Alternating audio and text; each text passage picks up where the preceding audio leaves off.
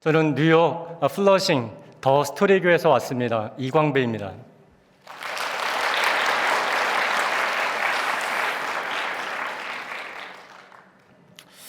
저희 교회는 새해 창세기 말씀을 묵상하고 있는데 창세기 4장에 나오는 가인을 통해서 깨닫게 하신 그 말씀으로 요즘 저희 교회에서는 서로 인사를 나누고 있습니다. 옆에 계신 분들과 함께 이렇게 한번 다시 인사해 볼까요? 당신은 내가 지킵니다. 당신은 내가 지킵니다. 네, 부부가 오신 분들은 서로를 향해서 하시지 옆에 다른 분들을 향해서 하시면 안 됩니다. 다시 한번 얘기해 볼까요? 우리는 하나님께서 지켜주십니다. 우리는 하나님께서 지켜주십니다. 아멘. 우리는 지금 분열의 시대를 살고 있습니다. 파편화된 개인주의가 시대 정신이 되어버렸습니다. 즉 하나님이 아닌 내가 하나님이 되어버린 시대를 살아가고 있습니다. 가정과 교회, 우리가 맺는 모든 관계 속에서 지금 우리가 인사를 나눈 것처럼 하나님을 경험하고 서로를 품고 지키며 살아가는 우리 모두가 되었으면 좋겠습니다. 또한 이러한 고백이 니에미야 프로젝트를 통해서 함께 걷는 뉴저지 초대교회와 필라델피아와 뉴저지, 뉴욕에 있는 12개 교회 모두가 서로를 향해서 고백하고 이렇게 함께 손잡고 함께 걸어가는 은혜의 여정이 되기를 기도합니다. 뉴욕과 뉴저지는 허드슨강 하나를 사이에 두고 참으로 가까운 거리에 있습니다. 하지만 심리적인 거리감이 존재합니다. 그럼에도 뉴욕에 있는 한 작은 교회에게 여러분의 마음을 주시고 함께 걸어가자 손 내밀어 주신 우리 박찬선 목사님과 동영 목사님들 그리고 당회 장로님들과 초대교회 모든 성도님들께 마음 깊은 감사를 드립니다. 복음의 말씀을 담담히 나누고 싶은데 아마 오늘 여러분과 저의 첫 만남이라 교회 소개를 부탁하신 것 같습니다. 사진 올려주시면 됩니다. 저는 아내와 두 딸 그리고 막내 아들과 함께 뉴욕에서 살고 있습니다. 둘째와 막내는 현재 대학생이고요.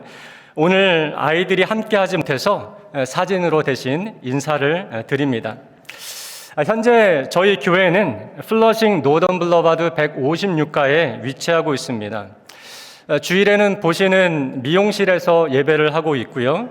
예배 후에는 지하 공간에서 함께 애찬하며 10명 정도의 성도님과 함께 교회로 지어져감을 배우고 있습니다. 교회 모임이 처음 시작된 것은 벌써 약 한 10년 정도 지나는 시간을 보내고 있습니다. 저와 아내는 한국에서 대학을 졸업하고 나서 대학 선교단체에서 캠퍼스 사역자로 청년들에게 복음을 전하면서 개척자로 살아왔습니다. 그래서 어쩌면 개척이라는 것은 우리를 향하신 당연한 부르심이라고 생각했고 나름의 자신감마저도 있었던 것 같습니다.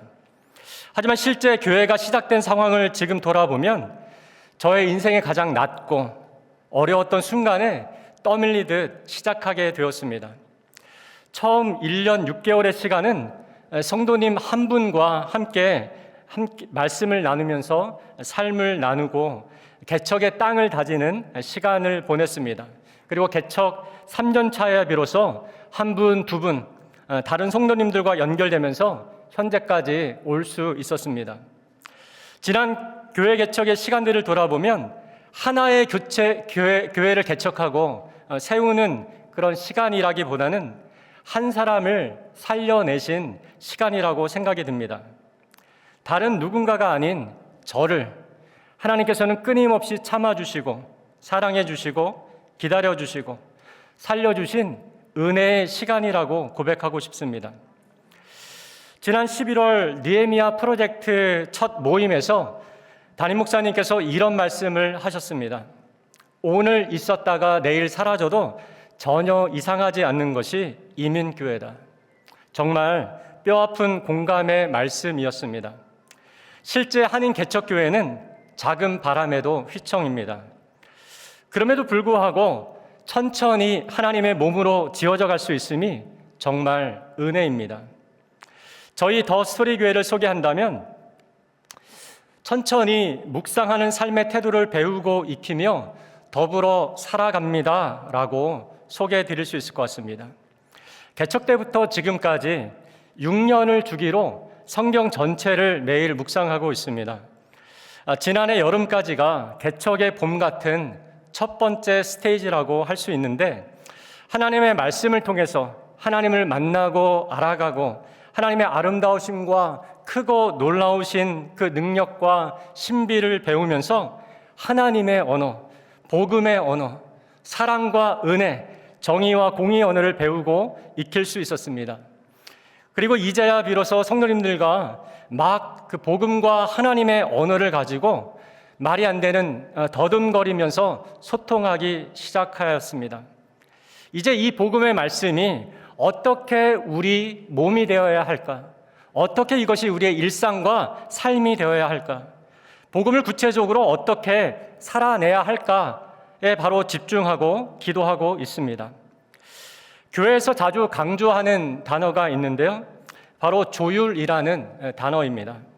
조율이라는 말은 여러분께서 잘 아시는 것처럼 다양한 소리가 하나의 기준이 되는 표준음에 맞게 고르는 것이라고 할 때, 하나님과 복음이라는 절대 기준에 우리 자신의 생각, 마음, 삶의 태도, 지금까지 살아왔던 삶의 방식이 조율당하는 것, 그리고 그 말씀에 조율하는 것을 늘 강조하고 서로 확인하고 있습니다. 저희 교회의 정신은 영어 약자 슬로우라는 그 약자 안에 짧은 기도의 형식으로 담겨 있습니다. 함께 기도하는 마음으로 읽었으면 좋겠습니다. 함께 읽어보겠습니다. 천천히 하나님 나라의 이야기로 지어져 가는 교회, 스스로가 먼지임을 기억하고 낮음을 지향하고 낮은 이들의 벗이 되는 낮은 교회, 하나님 나라 은혜의 공의의 복음을 심는 교회, 탄식과 절망이 가득한 땅 뉴욕을 경의와 기쁨으로 가득하게 하기 위해 하나님의 손에 붙들린 예수 그리스도의 교회가 되게 하소서. 이런 저와 성도님이 될 수 있도록 기도 부탁드리겠습니다. 오늘 나누는 요한계시록의 말씀은 성경책의 마지막 책입니다. 저는 요한계시록을 하나님 나라의 복음이라고 생각합니다. 신약 성경에서 하나님 나라라는 그 명사는 동사로 표현할 때 하나님께서 우리를 다스리신다, 하나님께서 우리를 통치하신다라는 말로 표현할 수 있습니다. 하나님께서 우리를 다스리신다라고 할 때 하나님께서는 당신의 살아있는 말씀과 성령을 통해서, 그리고 하나님의 아름다운 성품을 통해서 우리를 다스리시고 만져가십니다. 그런 점에서 요한계시록은 우리의 왕이신 하나님의 통치에 대해서 바로 죽임당하신 어린 양, 바로 그 예수 그리스도께서 우리의 하나님이시다, 죽임당하신 어린 양이 유일하신 우리의 왕이 되신다, 바로 그 예수가 지금 우리를 다스리신다라는 것을 선명히 선포하고 있습니다.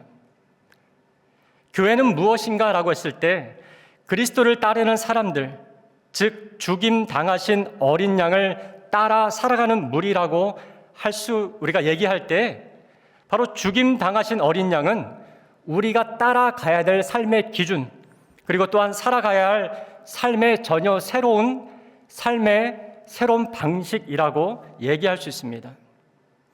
이는 우리에게 익숙한 세상의 방식과는 전혀 다른 방식을 말합니다. 우리를 사로잡고 우리를 매혹시키는 세상의 방식과 가치는 물질과 힘이라고 얘기할 수 있습니다. 최근에 어떤 목사님으로부터 이런 고백을 들었습니다. 하나님을 위해 얼마든지 작은 자리, 낮은 자리로 갈 수 있다. 그런데 내가 작아지고 낮아지는 것은 정말 어렵고 두렵기까지 하다. 공감이 되면서도 쉽게 받아들일 수 없는 얘기였습니다. 아마 저는 이게 지금 우리의 모습이 아닐까 싶습니다. 낮아진다는 것, 작아지고 자기를 비워 종의 모양으로 죽기까지, 나의 뜻을 이루는 것이 아니라 바로 하나님의 뜻, 나의 원함이 아니라 하나님 아버지의 뜻에 맞추어 자신을 온전히 조율하신, 죽임당하신 어린 양이 걸어가신 길과 삶의 방식은 우리에게는 전혀 익숙한 삶의 모습이 아닙니다. 요한계시록의 말씀은 이러한 현실에 있는 교회에게 하나님께서 보내주신 편지입니다. 우리 시대, 현실의 교회들은 신음하고 있습니다. 많은 부분이 고장나고 망가져 버렸습니다. 세상의 기대와 소망이 되기는커녕 교회가 세상의 실망과 걱정이 되어버렸습니다. 큰 교회, 작은 교회 할 것 없이 모두 숫자와 사이즈를 위해서 치열하게 비교하며 경쟁하고 있습니다. 여러분, 좋은 교회란 과연 어떤 교회일까요? 저희 같은 작은 교회가 좋은 교회일까요? 아니면 큰 교회가 좋은 교회일까요? 작다고 귀한 것이 아니고 크다고 괜찮은 것이 아니라고 생각이 됩니다. 중요한 것은 생명력이 있는가, 복음의 생명력이 그 교회를 살려내고 있는가의 문제라고 생각합니다. 하나님의 교회란 말씀과 성령이 다스리는 사람들입니다. 교회인 우리가 날마다 말씀과 성령으로 우리의 마음과 삶의 방식이 새로워지지 않는다면, 즉 날마다 말씀과 성령으로 우리가 리바이벌 되지 않는다면 우리는 영원한 서바이벌, 무한 경쟁의 그 시스템 안에서 우리는 죽어가고 말 것입니다. 니에미야 프로젝트와 함께하는 교회들을 위해서 기도할 때에 바로 기대가 되는 부분은 저는 이 부분입니다. 오늘 요한계시록 3장의 말씀은 한 절 한 절 깊이 강해하며 곱씹어 보아야 할 그런 복음의 말씀으로 가득한데, 오늘은 짧게라도 여러분과 함께 그 복음을 나누었으면 좋겠습니다. 오늘 만나게 되는 라오디게아 교회, 7교회 중 마지막 교회입니다. 소아시아, 오늘날 트르키예 지역에 위치하고 있는데요. 지도를 보시면 우리가 알고 있는 골로새와 약 한 10km 정도 떨어져 있는 아주 가까이 있는 도시였습니다. 라오디게라는 도시는 모든 것이 풍족하여 차고 넘쳤던 대단히 부유한 도시였습니다. 소아시아의 동서교통로에 교차로가 있었을 뿐만 아니라 검은 양모 직물 비즈니스로 아주 유명하였고요. 더불어서 대규모 금융시장이 형성되었던 곳이 바로 라오디게아였습니다. 유명했던 의료학교가 있었고요. 특별히 눈과 관련된 안과와 안약으로 유명했던 도시가 라오디게아였습니다. 1세기 로마, 그 고대 로마 사회에서 돈, 건강, 비즈니스는 모두가 우상숭배와 관련이 있었던 그러한 것들이었습니다. 이런 점에서 오늘 라오디게아 교회가 처한 상황은 오늘날 우리와 아주 흡사합니다. 우리 시대의 의상은 다른 종교시설에 있지 않다. 오늘 우리 시대의 우상은 시장에 있다라는 말이 바로 그렇게 말하는 이유가 저는 여기에 있다라고 생각이 듭니다. 부족한 것이 없었던, 모든 것이 풍족했던 라오디게아 도시와 라오디게아 교회였습니다.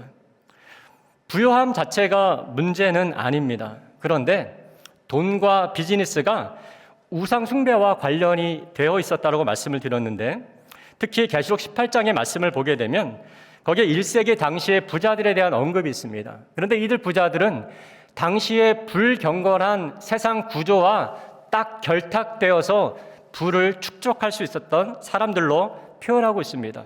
그래서 이들은 짐승의 도시 바벨론이 멸망할 때 그 도시와 함께 무너져 내리는 자신의 삶을 보면서 하나님 앞에서 비참하게 탄식하고 좌절하게 됩니다. 오늘 본문을 보시게 되면 라오디게아 교회가 이 도시의 특징을 그대로 닮아 있다는 것을 알 수 있습니다. 라오디게아 도시의 어떠함이 그대로 교회 안에 녹아져 있다라고 얘기할 수 있습니다. 그래서 세상 한가운데 있는 교회가 세상 속에서 세상에 길들여지지 않고 어떻게 세상과는 다르게, 하지만 세상과 바르게 관계를 맺고 어떻게 자리매김을 해야 하는가가 참으로 중요한 문제입니다. 그 도시를 그대로 빼닮은 라오디게아 교회의 이러한 상황은 한마디로 저는 스스로 지닌 소유와 권력으로 자신의 정체성을 이해했던 교회라고 얘기하고 싶습니다. 이들은 하나님 앞에서 자신들의 어떠함, 내적인, 외적인 어떤 힘과 조건과 처지를 자랑하였고, 스스로에게 힘이 있다라는 것에 깊이 매료되고 사로잡혀 있었던 사람들이었습니다. 실제 AD 60년 그 라우디아 교회를 포함한 주변 11개 도시가 대규모 지진이 있었던 적이 있었습니다. 전멸된 그 도시의 재건을 위해서 당시 로마 황제였던 티베리우스가 11개 도시에 복구 지원금을 보내게 됩니다. 그런데 이 라오디게아 도시만은 황제의 지원을 거절합니다. 당시의 역사 자료를 살펴보면 반복적으로 나오는 표현이 있는데 바로 스스로의 힘으로라는 말입니다. 이들 도시에 막대한 기부금을 낼 수 있었던 빌 게이츠와 같은 그런 거물급 부자들이 여럿 있었고, 실제 이들은 무너졌던 이전보다 훨씬 더 크고 아름답게 도시를 재건하였다라고 역사는 기록하고 있습니다. 스스로 가진 힘으로 충만했던 그 도시를 여러분 기억하시면서 17절 말씀을 함께 읽겠습니다. 함께 읽겠습니다. 네가 말하기를 나는 부자라 부요하여 부족한 것이 없다 하나 네 곤고한 것과 가련한 것과 가난한 것과 눈먼 것과 벌거벗은 것을 알지 못하는도다. 교회에게 주신 말씀이고 교회가 하나님에 대해서 가지고 있는 생각입니다. 여호와가 나의 목자이시기에 나는 부족함이 없습니다가 아니라 내가 부자라서 내가 가지고 있는 소유로 또 힘으로 인해서 나는 전혀 부족한 것이 없습니다라고 얘기합니다. 부유한 도시의 사람들이 자연스럽게 교회로 유입이 되었기에 교회 안에 부자가 있었던 것은 당연한 일입니다. 그러나 이들이 세상에서는 부자였다 할지라도 그리스도의 교회에 왔으면 복음의 말씀의 모든 것이 새로워지고 새롭게 정의되고 조율되어져야만 했습니다. 세상에서의 가치와 의미는 복음을 통해서 새롭게 정의되는 것이 마땅했다라는 얘기입니다. 만약 이들이 세상의 기준으로 여전히 하나님 앞에서도 자신들의 소유와 권력 때문에 스스로를 생각하면서 부요하다라고 생각하고 있다면 자기 영혼이 하나님 앞에서 얼마나 비천하고 비참하고 무능력한지를 깨닫지 못하고 있다면 뭔가 심각함이 이 교회와 성도들에게 있다라는 증거가 될 것입니다. 교회는 죽임당하신 어린 양으로 새로워지는 곳이 바로 교회입니다. 세상의 가치와 세상의 기준이 죽임당하신 어린 양을 통해서 다스림을 받고 제자리를 찾아야 하는 곳이 바로 교회입니다. 그러나 라오디게아 교회에서는 이들이 누리고 있는 넉넉한 여유로움, 물질이 주는 평안함에 죽임당하신 어린 양이 또다시 죽임을 당하고 있습니다. 하나님이 이들이 가지고 있는 부와 교만에 완전히 압도당하고 눌려서 질식되어 버리고 있습니다. 저는 이것이 정체성의 문제, 복음의 문제라고 생각합니다. 그들은 하나님 앞에서 자신이 누구인지, 자신들의 삶의 실상이 어떠한지를 알지 못합니다. 하나님이 아시는 것과 전혀 다르게 자신들에 대해서 생각하고 있습니다. 즉 착각하고 있다라는 얘기입니다.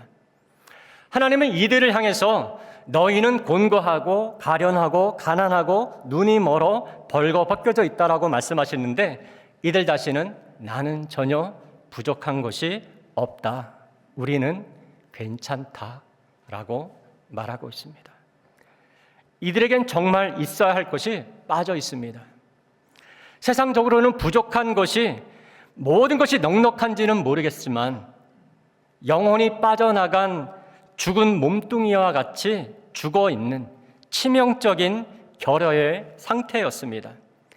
이들의 결핍, 이들에게 없는 것은 과연 무엇이었을까요? 18절을 같이 읽겠습니다. 같이 읽겠습니다. 내가 너를 권하노니 내게서 불로 연단한 금을 사서 부요하게 하고 흰 옷을 사서 입어 벌거벗은 수치를 보이지 않게 하고 안약을 사서 눈에 발라 보게 하라. 이들의 실체를 진단하신 하나님께서 이들에게 필요한 세 가지 처방을 내리십니다. 불로 연단한 금, 흰 옷, 안약을 사라고 말씀하십니다. 불로 연단한 금은 고난과 인내를 통해서 만들어지는 그리스도를 닮아가는 성품, 캐릭터라고 얘기할 수 있고요. 성경에서 흰 옷은 우리의 새로운 신분을 상징합니다. 즉 그리스도의 신부, 언약 안에서 새로워지는 우리의 정체성을 얘기합니다. 그리고 안약은 여러분 잘 아시는 것처럼 하나님과 바른 관계 안에서 우리가 영적인 눈을 뜨게 되는 영적인 분별력을 얘기합니다. 예수님께서는 바로 이 세 가지를 이들에게 사라고 말씀하시는데 이런 것들은 어디에 가면 살 수 있을까요? 18절의 말씀을 여러분 보시면 지금 언급한 세 가지 목적어 앞에 있는 중요한 그 초록색 표현을 볼 수 있습니다. 어디에서 살 수 있죠? 내게서, from me, 내게서 살아라고 얘기하십니다. 이들에게 필요한 세 가지 전부는 오직 그리스도이신 예수만이 이들 교회에게 주실 수 있는 것들이었습니다. 이들은 지금 하나님이 빠져 있는 껍데기에 불과합니다. 교회라는 이름만 있을 뿐 자칭 우리가 하나님의 교회, 내가 교회다라고 착각하고 있는 것이 바로 라오디게아 교회의 현실이었습니다. 15절, 16절의 말씀을 보시게 되면 그래서 하나님은 이들을 향해서 미지근하고 어정쩡한 이들에 대해서 내가 역겨워 너희를 토해내겠다 하시며 엄하게 꾸짖으셨습니다. 계시록 2장과 3장의 말씀을 보게 되면 오늘 라오디게아 교회를 포함해서 7교회에게 주신 하나님의 말씀이 기록이 되어 있습니다. 그런데 각 교회마다 하나님이 자신을 소개하십니다. 하나님의 소개에는 독특한 하나님의 성품과 하나님의 능력이 교회에게 전달되고 있는데요. 이러한 하나님의 독특한 성품은 그들 교회가 갖고 있는 문제와 연결되어 있습니다. 즉 각 교회에게 필요한 하나님이 무엇인지를 첫마디에서 얘기하고 계십니다. 바로 하나님 그분이 그들에게 필요한, 그들이 들어야 되는 메시지 그 자체라고 얘기할 수 있습니다. 라오디게아 교회에게 말씀하시는 하나님은 어떤 분인가요? 14절에 있는 아멘이시오부터 함께 읽어볼까요? 아멘이시오, 충성되고 참된 증인이시오, 하나님의 창조의 근본이신 이가 이르시되 아멘. 하나님에 대한 소개를 통해서 알 수 있는 것은 지금 라오디게아 교회에 결여되어 있는 것은 아멘이시고 창조의 근본이신 하나님, 이것이 이들의 문제고 이들의 필요라는 것입니다. 아멘은 여러분 잘 아시는 것처럼 바로 신실하다, 참되다, 진실되다라는 것이죠. 바로 이러한 하나님의 아름다운 성품이 이들 교회에게는 거세가 되어 있습니다. 또한 창조의 근본이신 하나님, 여기서 창조라는 말은 처음 창조를 포함하는 말이기도 하지만 계시록에서 창조는 새 창조, 즉 우리가 알고 있는 부활을 가리킵니다. 여러분, 교회가 부활이 필요한 상태는 어떤 상태일까요? 거의 죽어있는 상태일까요? 아닙니다. 완전히 죽어있는 상태라는 것입니다. 바로 하나님께서 일으키시는 부활이 절실한 상태가 라오디게아의 상황이었습니다. 즉 이들의 영혼은 지금 깊은 혼돈과 공허 가운데 있고요. 이들의 교회는 거의 죽은 상태가 아니라 완전히 끝난 죽었다라는 것이 이들의 상태입니다. 그런데 하나님을 밀어내어 하나님이 없는, 생명 없는 이 교회를 하나님께서는 끝까지 포기하지 않으십니다. 그리고 그들을 향해서 말씀하고 계십니다. 치명적인 문제를 책망하고 꾸짖으십니다. 그러나 이것 또한 사랑이다라는 것을 19절이 얘기해 주고 있습니다. 무릇 사랑하는 자를 내가 책망하여 징계한다. 하나님께 돌아올 것을 호소하고 있습니다. 놀라운 하나님의 사랑입니다.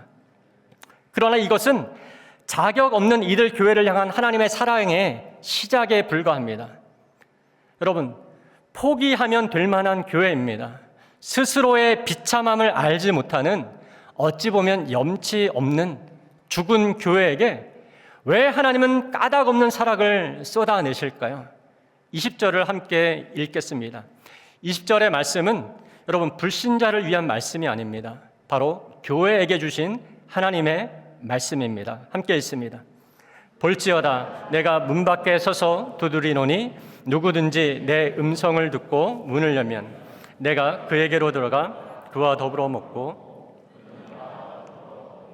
아멘. 집의 주인이신 그리스도는 지금 문 밖에 있습니다. 그리고 그리스도를 주님으로 믿고 있다고 자부하는 교회는 지금 문 안에 있습니다. 문 하나를 사이에 두고 아주 가까이에 있습니다. 손을 내밀면 닿을 수 있고 작은 속삭임도 들릴 수 있는 가까운 거리에 있습니다. 그러나 그들은 안으로부터 단단하게 걸어잠근 닫힌 문이 그 사이를 가로막고 있습니다. 주인이신 그리스도는 밖에 서서 이들을 부르시고 계십니다. 그리고 정중히 문을 똑똑똑 두드리고 계십니다. 자, 여러분이 만약 하나님이시라면 어떻게 하시겠습니까? 저는 생각해 보았는데요. 제가 집주인이라면 저는 이렇게까지는 못할 것 같습니다. 그러나 여러분, 이것이 복음의 하나님, 죽임당하신 어린 양이 자격 없는 우리들을 대하시는 하나님의 모습입니다. 충분히 문을 부수고 들어갈 수 있는 권한과 아니면 차라리 집을 그냥 폭삭 주저앉힐 수 있는 능력이 있는 하늘의 하나님께서 밖에 서서 기다리시면서 문을 두드리고 호소하고 계십니다. 기다리시며 집안 사람들의 인격적인 반응을 기대하고 계십니다. 신학자 마운스는 그의 책에서 그리스도께서는 믿기 힘들 정도로 문 안에 들어가시기 위해 그 자신을 낮추셨다라고 해석했습니다. 제가 좋아하는 C.S. 루이스는 이 말을 했는데요. 하나님은 강간을 못하신다. 우리 하나님은 단지 사랑을 호소하실 뿐이다. 그런데 주님께서 문 안으로 들어오시려는 이유는 무엇이었나요?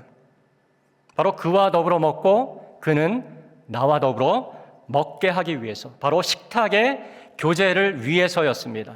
이 식탁은 하나님과 교회가 가장 친밀하게 만나고 함께 먹음으로 하나가 되는 사귐과 연합의 식탁이었습니다.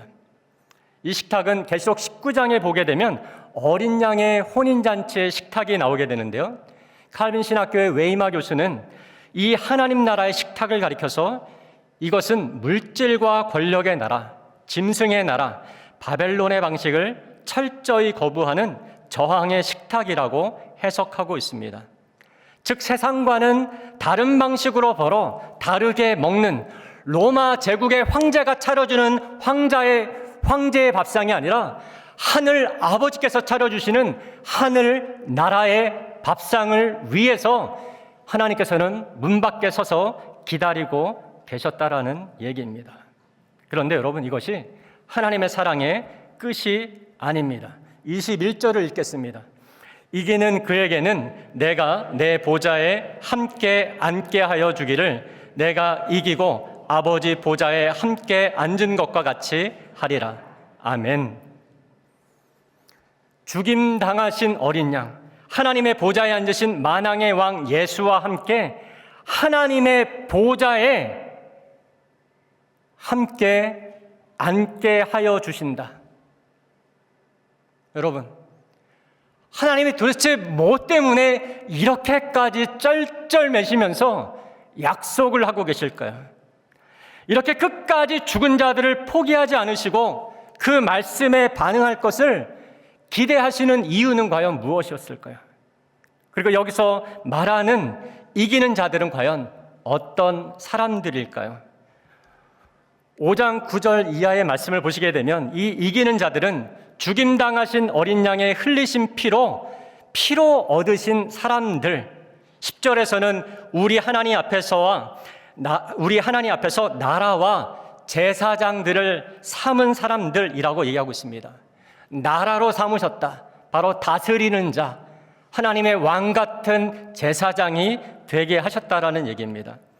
또한 20장 4절에서 이기는 자들에 대해서는 하나님의 말씀 때문에 목매임을 당한 사람들, 말씀에 순종해서 세상으로부터 부당한 대우와 대가를 지불한 그러한 사람들, 그러나 그들은 고난과 세상의 압박을 받았지만 짐승과 그들의 우상에게 무릎 꿇지 않고 경배하지 않은 오직 죽임당하신 어린 양만을 신실하게 예배하고 그와 동행한 신실한 사람들이라고 얘기할 수 있습니다. 그렇다면 끝으로 묻겠습니다. 이렇게 자격 없는 라오디아 교회가 그리고 연약한 우리가 어떻게 이길 수 있을까요? 어떻게 이기는 자로 살아갈 수 있을까요? 여러분 21절의 말씀을 우리가 읽었던 말씀을 다시 보시면 바로 내가 이기고 아버지 보좌에 앉은 것과 같이라는 말씀이 있습니다. 바로 그리스도께서 죽음으로 세상을 이기셨기 때문에 이 승리는 우리가 열심히 싸워서 얻어내야 될 승리가 아니라 바로 그를 따르는 자들에게 하나님께서 주시는 선물이라는 그러한 승리입니다. 우리의 실력과 여러분과 제가 갖고 있는 얄팍한 믿음을 통해서 증명해내야 되는 그러한 승리가 아니라 그리스도께서 이미 승리하셨기 때문에 어린 양 예수 그리스도의 순종함으로 승리를 열어주셨기 때문에 가능한 승리, 열려있는 승리라고 얘기할 수 있습니다. 말씀을 맺겠습니다. 최악의 교회에게 주신 최고의 은혜, 우리를 끝까지 포기하지 않으시고 사랑하신 하나님에 대해서 함께 말씀을 나누었습니다. 우리 앞에 계신 하나님을 우리가 바로 보지 못하고 바로 알지 못한다면 그분 앞에 있는 내가 그리고 우리가 과연 누구인지 어떤 사람들인지 무엇이 문제인지 어떻게 살아야 되는지를 도무지 이해할 수 없습니다. 요즘 창세기를 묵상하며 매일 되뇌이는 것은 제가 좋아하는 신학자 마르바던이 얘기했던 하나님은 하나님이시고 우리는 잣다라타라는 이 고백입니다. 바로 하나님은 크고 위대하고 놀랍고 두려우신 우리의 유일하신 왕 하나님이시고 우리는 그 하나님 앞에서 잣다라타라는 말은 참으로 작고 사소하고 하찮은 그러한 사람들이라는 바로 우리가 누구인지 우리 하나님이 어떤 분인지를 기억하게 해주는 그 말입니다. 우리 하나님이 어떤 분인지를 보게 될 때 그제서야 여러분과 저는 살 수 있습니다. 교회를 위한 기도 제목을 위해서 하나만 더 말씀을 드리고 맺겠습니다. 저는 원래 민머리 그리고 맨 얼굴의 사람입니다. 근데 지금 보시는 것처럼 수염을 기르고 있습니다. 근데 이 수염은 사연이 있습니다. 정말 자격 없는 우리, 하나님을 믿는다고 하면서 하나님이 아닌 내 자신이 가지고 있는 소유, 힘, 경력, 능력, 가능성들을 예배하는 우리를 향해서 오늘 우리가 말씀을 보셨던 것처럼 하나님은 끊임없이 호소하고 계시고 가당치 않은 영광의 보좌에 앉아서 왕이 되게 하겠다라는 그 약속을 주시는 하나님을 가리켜서 우리 하나님은 참 속이 없다. 하나님은 참 바보다. 이런 하나님을 내가 이제 다 안다라고 이해한다라고 감히 말할 수 없을 것 같다라고 겸손하게 말씀을 함께 나누었던 형제가 있었습니다. 저희 교회 성도들에게 선한 영향력을 끼쳤던 리더였습니다. 그런데 이 형제님께서 작년 9월 이후로 공동체를 떠나 방황하고 있습니다. 다른 지체와의 갈등으로 인해서 그를 용납하고 용서하지 못하는 문제로 공동체를 떠났습니다. 공동체는 많이 힘들었지만 지금은 기도하고 하나님의 은혜를 구하고 있습니다. 그런데 기도는 하고 있지만 형제는 돌아오지 않는 그 상황들이 점점 늘어나는 것들을 보면서 시간이 흐르는 것과 함께 형제가 잊혀지고 형제가 없는 이 상황들이 적응이 될까 두려움이 생겼습니다. 그래서 뭔가 외적으로 기억을, 표식을 남기고 싶다라는 마음이 들어서 지금 나름 수염을 깎지 않고 저항을 하고 있습니다.